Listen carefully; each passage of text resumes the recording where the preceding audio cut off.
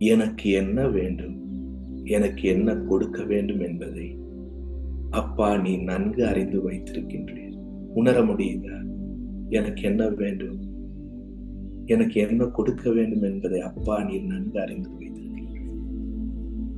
நீர் என்னை உம்முடைய அன்பிலே வைத்து உம் சொந்த பிள்ளையாகி என்னை நடத்தி செல்கின்றேன்.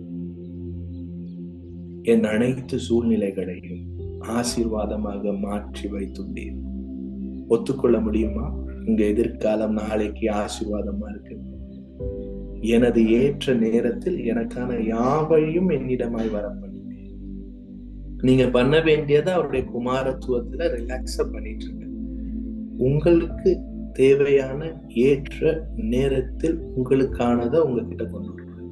உம் மடியே என் ஆதாரம் அப்பா, உம் மார்பிலே நான் நிலை பார்க்கிறேன்.